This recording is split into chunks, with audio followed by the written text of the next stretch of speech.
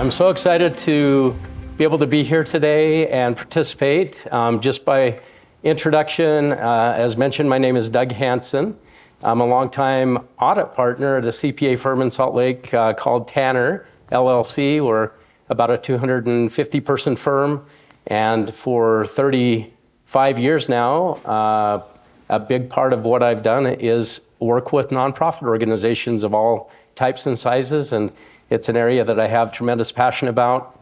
And as mentioned as well, a few years ago, as we were looking at ways that we could continue to give back even more in, as a corporate citizen in the community here in the state, one of the ways that we thought would be good is to start a podcast series. So you probably don't know too many CPAs who are hosting podcasts, but we have some pretty high-tech equipment, and we are able to take that out to sites of nonprofit organizations in the state or have them come into our office. And we've just released our 25th podcast. They're on about a once a month cadence, and it has been so much fun. And I've realized beyond my wildest dreams, even having worked with nonprofits for 35 years now, I've learned so much about so many other organizations and the great good or the great impact that they're having. So if you have a chance, check out that podcast. It's on any of the podcast libraries. It's called the Tanner Impact Podcast. So enough about me. Now we get to the most important person who's on stage, and that's Ivan Carroll. Ivan is a co-founder of the Give Group, and I'm going to give Ivan a few minutes to just introduce yourself initially, and then we'll get into some questions to help everyone understand more about what you guys are doing and the good you're accomplishing. Sure. So just me personally? Yes, that'd be great.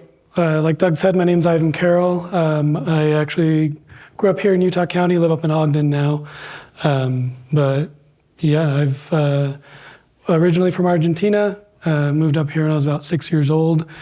And my parents still live in Orem. My wife and I lived in Provo for about 8 years, and then we've been about 10 and a half years up in Ogden. I have 4 kids. My oldest turns 18 today, so I'll be heading out after this interview to go celebrate there. So wonderful. That's me. Excellent. Well, give us a little bit of an overview of Give Group. I know there are 2 entities involved. Give us an overview. From what I understand, you started around 2011. Yeah. And, maybe first of all, give us an idea of what kind of drove you and the other co-founders to start doing what you're doing, and maybe you can then describe a little bit about the organization and the structure. Sure, yeah. So originally, Give was made up of my friend Chris Page, who has since gone on to MIT to get her MRed and do other things in the world, and myself. And Chris and I had been working together since about 2009, just doing other real estate things. We've been doing condo conversions and trailer parks and different things that were in the real estate field. And when we met Paige, she had recently graduated from the U in community planning. And so we started talking about, we have these skill sets. What can we do that maybe builds some community good on top of the work that we're doing? So 2011, we actually started a nonprofit called Sprout Utah. That's what today is named Give Communities. And the original intent with that was more, we're going to do some real estate deals in, let's say, Provo. What can we do in the area, the surrounding neighborhoods, that would be beneficial for the community? And the for-profit is called Give Development. And as we started kind of seeing some things that we were doing, for example, we paid for a transit-oriented development study to be done here in Provo when Provo was going to do its first TOD attempt at a TOD zone. We hired a consultant and gave that study to Provo City to kind of explain what might work for a TOD zone. We started recognizing that we were not great at going after grants. asking people to give us money so we could do work that was impactful was not really our forte. And also, anytime we did do that, we were taking from another group that was already doing a bunch of good in the community. So that's when we transitioned everything under the Give umbrella, started Give Development as a for-profit in 2012. And yeah, I don't know how deep you want me to get into that, or what questions you want to go through. This is great. I think it helps to kind of understand. So currently the 501c3 organization and the for-profit entity, they're both, about doing good, making a difference in, affordable housing, each, working together. And I know that we'll get into this a little bit later, but I know the mission of the 501c3 organization is evolving and has evolved a little bit over the years. But what is it about what you guys are doing that you're passionate about? What drives you? What's the big vision of what you're looking at that you're trying to accomplish and change in our community? Sure. I think there's a couple of things. As a group, we're very interested in how what we do impacts the community around us. So coming from a planning and development background, the way we interact with the built environment, the way we interact with buildings, with sidewalks, and the way that those things interact with us can be really impactful for a community, for a neighborhood, for a family. And so we were really interested in seeing how can we do the work that we're doing in a way that is also beneficial to the community. So that was a big driver for us getting started in seeing what is it that we can do that not only gets a return, but also is able to provide a benefit to the community. And then as we started getting into affordable housing specifically in 2012, that was when we started recognizing there were a few things that we didn't love about the way affordable housing was done. Affordable housing carries a big stigma with it. Just because you're broke, people think something's wrong with you. And so if somebody's not going to pay a whole lot for rent, a lot of developers, at least at the time, weren't interested in putting in a whole lot of money into a project. So you ended up with housing projects that weren't necessarily the best construction, or even if they were just fine construction, the design itself was pretty ugly. So for the neighborhood, you just had a stucco box because it was good enough. So we pushed back pretty hard on that. Our first project was Imagine Jefferson in Ogden. And it's right at the end of the historic Jefferson blocks between 25th and 27th Streets, which back in its day was called Millionaires Row, because that's where all the bankers were. So the Eccles, that's where their home was on Jefferson and Ogden, a bunch of other banking families as well. But it had kind of deteriorated significantly through the 80s, 70s, when Ogden kind of saw a downturn in its community, a lot of gang activity and drugs and things going through. A ton of people have done a ton of work for decades now to improve that. And I live in Ogden. I live 4 or 5 blocks from where this project is. I love it. But we purposely went in and designed something that anybody would want to live in. So it's more of an industrial look. It's exposed concrete floors and some different things. It's a full brick exterior, things that were a little bit pricier to do. So that was kind of a second thing that pushed us in the way that we do what we do. And then the third one that maybe we'll talk about a little more later, but is in clean air. So we've really pushed a lot. And in 2015, we started looking a lot into how can we change what we're doing to not continue causing the issues of air quality that we have in Utah. So I've grown up in Utah since I was 6 years old, between Provo, Orem, and Ogden, and I've seen the air quality that we've all seen that have been here a long time progressively get worse and worse. And one of the biggest emitters in a localized area are our buildings. So we started looking, what can we do to move towards no emissions at our buildings?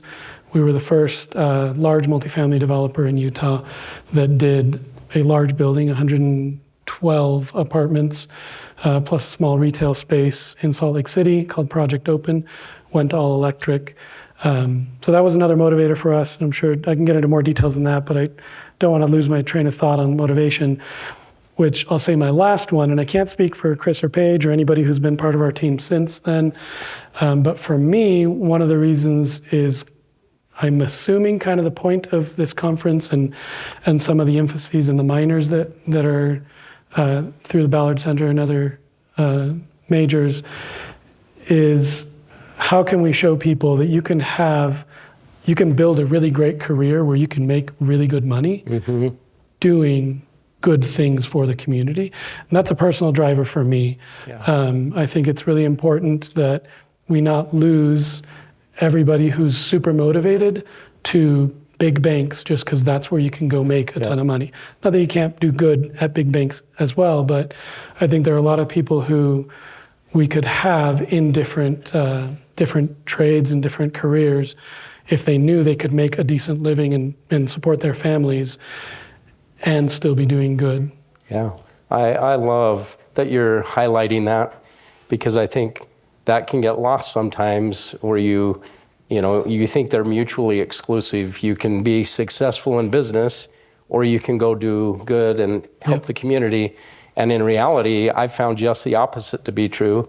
The more successful that people are able to be in business, the more they're able to give back to the community. Sure. And I even look just at the nonprofit space, and you've coupled, a very successful for-profit business with a nonprofit organization, but just exclusively looking at a nonprofit organization, nonprofit in many respects is a misnomer, because if an organization truly operates without trying to make a profit, they're not going to be around very long. Yep. Nonprofit organizations need to be successful in and of themselves. They need to generate a profit, and then they are exempt. They're tax exempt because they have a mission to do good, but the more they are able to be financially successful, the more good they can do. So thank you for sharing that and pointing that out. So geographically, I know you're starting to expand, but historically over the last, since 2011, you've been primarily along the Wasatch Front, is that correct? Yeah, that's right. So our first project was in Ogden, and then we did a couple in Salt Lake, and then here in Provo, Startup Crossing across from the Front Runner Station is one of our projects. Excellent. And I think you mentioned to me when we had a call the other day that you've expanded to another geographic location, or you're going to be soon? Yeah. So our nonprofit has kind of transitioned from what it did originally to consulting for other organizations that want to do really good work that maybe projects don't pencil really well in order to pay somebody a bunch of money to do it for them. So Salt Lake City Housing Authority, Tooele County Housing Authority, other groups that maybe need some development expertise, have land or things like that. So we recently finished Harris Community Village. Our nonprofit Give Communities was the developer on that, and that's in Tooele County, in Tooele City itself, owned by Tooele County Housing Authority, run by a nonprofit out of St. George called Friends of Switchpoint. It's the first homeless shelter in the county. But what's very interesting about this project is that it combines, for the first time in the state and potentially in the Western U.S., somebody can show up here homeless, get into the shelter, and then be housed in the permanent supportive housing that we built on site. So Tooele County and Switchpoint had this idea of trying to consolidate services and permanent housing, and just needed a little bit of help from somebody that had experience building all of that. So we were really lucky to be brought in on that project and able to be the consultant to develop it for them. So that was our first foray outside of the Wasatch Front. We're working with Friends of Switchpoint on a project very similar to that. It won't have a homeless shelter, but it's permanent supportive housing, essentially housing for the homeless with services on site. They're converting an existing motel on Red Hills Parkway in St. George into some of this permanent supportive housing. We'll be helping them there. And then in Moab, where there's a property we just purchased last week that's going to lose its deed restriction, meaning recorded against the deed, the property itself, there's a restriction on how much you can charge for rents and the incomes people can make to live there. And that's going to disappear in about 10 years. So we purchased that so we can try to add some housing there and extend the affordability period. I love it. And that's so fun to see you now growing and taking the expertise that you've gained, and some of that expertise, no matter how much study, research, prior experience in life you have, a lot of the things that you've learned have been through the quote-unquote school of hard knocks. You figure things out all along the way. Yeah. And now that you can take that and through the nonprofit arm of what you're doing, use that to act as a consultant to other projects to help them be successful. I love that. Yep. One thing I love about your model is you're using some private investment through a low-income housing tax credit program to bring monies in from the private sector, from investors, to help build these affordable housing units. Is that correct? Yeah. So the way that the low-income housing tax credit project or program works is rather than the government kicking in a bunch of money, it incentivizes the private market. So, for example, we've used Goldman Sachs Urban Investment Group as their bank, their Community Reinvestment Act branch that does all these investments in community good. And so they're putting in their money into these projects, which drives down the debt, which allows you to charge lower rents on there. That's so great. And I love that when organizations figure out a way to leverage, private money to help the community and do good. So I want to transition just in the last little bit of time that we have to two final questions. The first of which is, how do you internally as an organization, as the management team, how do you measure the impact that you're having? Obviously there's a profit motive because you have a for-profit business and you're hoping to be very successful. But on the social good side, what kind of things do you look at that are indicators to you that you're making a difference and having success? Yeah. So pretty early on, we discovered that there were a lot of things that we could do. And so there's a lot of things that you have to say no to in order to focus on the things you really want to do. And we decided early on that if we felt like any other, even an affordable housing developer, so any other developer would be doing it, that it's probably not for us. Mm-hmm. So there needs to be something to it that's a little bit unique. That's a bit more of a driver to the community goods. For example, when we transitioned to all electric, we were looking to how can we show other developers a way. Well, I'll take a step back. We were trying to show, can you show other developers that it's possible without spending more money? Mm-hmm. Because if you want to convince other people, other developers in particular, that you need to build this way, you need to show them how it doesn't hit their bottom line. Mm-hmm. And so we were actually able to show that we save money by building all electric, and we've since transitioned to even more efficient systems that allow us to save money over the long term as well, but during construction, save a pretty significant amount of money. And so that's just one example of if anybody else can just pick it up and say, okay, cool, I'm gonna go do this thing and make my money on it, it's not really for us. We're looking for, it has to make a return. It has to at least not lose money. Yeah. At least for our for-profit side, it needs to make money. On our nonprofit side, the for-profit helps cover some of the staffing costs. So we don't necessarily lose money, but there's a lot of my time, for example, that's donated to the nonprofit. We need to make sure that it also has some sort of impact beyond just making money. Perfect. Thank you for sharing that. And kind of a final question. Mm-hmm. I'd love if you could share any stories, any experiences where you've seen that impact happen in a community, because of one of the developments or projects that you've been involved with, where either at an individual level, down to a family or something of that nature, or even just a community level, you've seen a change happen. And you mentioned something earlier about Ogden City that I think was along that line, but maybe you can expound upon that just a little bit as we wrap up. Yeah, and I'll mention Salt Lake City in this is what comes to mind.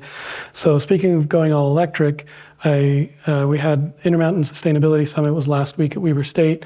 I was able to be on a panel there discussing how developers are moving all electric, and it was interesting to see. We weren't the ones to come up with the idea. Like, there's people pushing this for a long time, but we were willing to be the guinea pigs to see if it was possible. And since then, we've had a general contractor that built a bunch of projects for us that are all electric. They've moved to all electric for their buildings. Salt Lake City Redevelopment Agency, they require, if people get enough money from them for loans for projects, the building has to be zero emissions on site. Wow. And a lot of that stems from Project Open, being able to show that this was possible and it was a good way to build. But then on the personal level, if anybody saw the Deseret News story where Governor Cox went out to Tooele to sign a bunch of bills, that was the project I was talking about, the Tooele County Housing Authority owns. That's where he was sitting this week. And in that news story, there's a woman who talks about how she relapsed after 13 years of sobriety, ended up living in her car, showed up at Harris Community Village with 3 pairs of socks, 3 shirts, a pair of pants, and nothing else to her name. And she teared up when she opened the door to an apartment and there was an actual bed there. So those kinds of stories, it takes a lot to get to that point. There's a lot of trauma that the case managers have to work with people to get them stabilized again. But the first step really is having a safe place to sleep. And until we can do that, those kinds of stories, they don't change.